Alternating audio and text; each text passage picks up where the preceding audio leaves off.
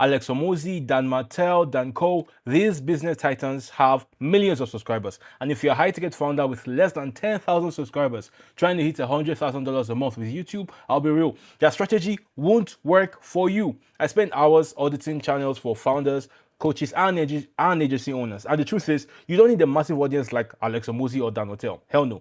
You just need the right strategy. In this video, I'll break down what that strategy is, why it works, and how you can apply it immediately in your next 4 videos. Now, full disclaimer, my name is Kola. I am not a business guru. I'm a content addict. All I care about is content. Like, seriously. I make TikToks, I make Instagram content, I make YouTube content, and now I help business owners get clients from YouTube without becoming full-time YouTubers themselves. If you want help with that, the first link in the description explains everything. So this video is going to be pretty technical, so grab a notebook and let's dive in. So I first discovered this strategy when I was a kid. My dad took me to get tires for his car. It's a rowdy market. The stores stretch as long as a giraffe's neck, like no jokes. It's a really huge market.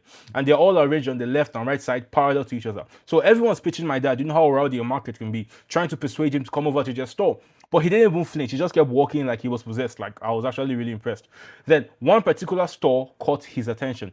The banner read, having tire problems? Get brand new tires for 45% off. It's a good offer. So he dragged my right arm and walked straight to the store. But what happened next shocked me.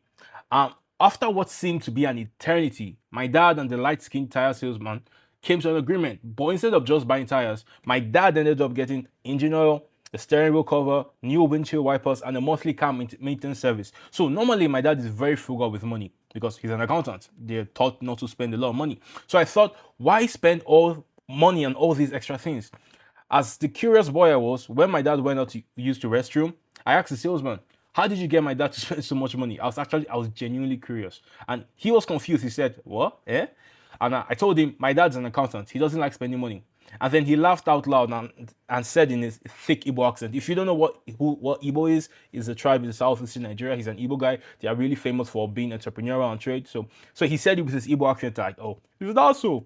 And then he continued, well, your father's car has many problems. And I just kept asking about them. That's all. If he doesn't have the problem, he won't buy from me. So this only clicked in my mind. This thing he just told me only clicked in my mind a few years ago, like years after it had happened, but like still a few years ago. And I realized that my dad didn't buy because the salesman was persuasive. He bought because the salesman understood his problems. He wasn't the Igbo guy, the Igbo salesman. He wasn't trying to be extra persuasive. He just understood that my dad had a lot of problems with this car in particular. So the summary of the story is, people don't buy products. They buy solutions to problems they currently feel. What the tire salesman was doing in the market is called the problem-solution cycle. The problem-solution cycle is a strategic sequence where each problem naturally leads to the next one. And every solution you provide creates awareness of a deeper problem your customer still needs help with. So in other words, a person feels problem A. For example, my dad wanted to get tires. Your solution reveals problem B. So from getting tires, he realized, okay, he does need engine oil. Fixing problem B exposes problem C. Now he's gotten engine oil, but then he also what was the last thing he got? Then he realizes that he needs a steering wheel cover. And okay, he probably needs someone to help him maintain this car every month. So a person feels problem A, your solution reveals problem B, fixing problem B exposes problem C, and so on. So each problem has a solution, and that solution reveals another problem. That's the problem-solution cycle. So the cycle works because humans make decisions step by step, not all at once. So we are sequential human beings, meaning we don't like overwhelm. That's why it's hard to make a decision when you have too many options. We want to tackle something first, then do the next thing. Tackle something first, then do the next thing. And that's exactly what this Igbo tire salesman understood. Said, okay, my dad has this problem, but he probably also has these 3, 4, 5 more problems with the car. And he understood that. And so he was able to get my dad, who doesn't like spending money, trust me, to spend so much more. Okay, sorry about that. Liverpool is playing Leeds. So he was able to get my dad to spend so much more money than he would because he just understood the problem-solution cycle.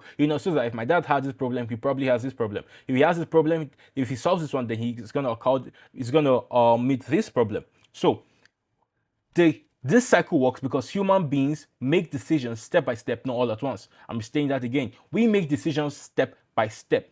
You don't convince people by giving them one big solution. You guide them through a logical progression of problems to solutions until taking action becomes the obvious next step. So my dad came to get tires, right? But there's no point getting tires if you have engine oil in your car. Okay, you have engine oil, but the car keeps breaking down, so you need monthly maintenance. So a problem reveals the next problem.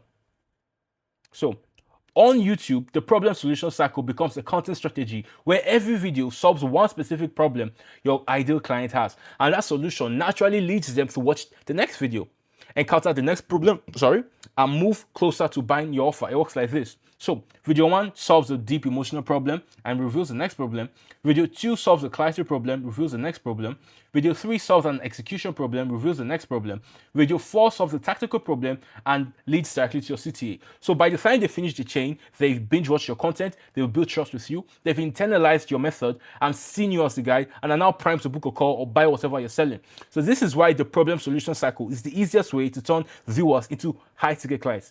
If you want this cycle tailored to your niche, so a book scores on autopilot, click the first link in my description. So here's how to use the problem solution cycle to create content on YouTube in 3 simple steps. Step 1, identify the dream outcome your audience wants. So for example, if you're an e-commerce coach, maybe they want to hit $5,000 a month with their e-com business. Step 2, predict the sequence of problems they'll have.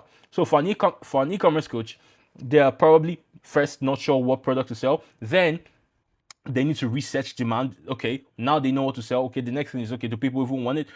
Third is unsure who the target audience is. Okay, this is the product, okay, but who is going to buy it?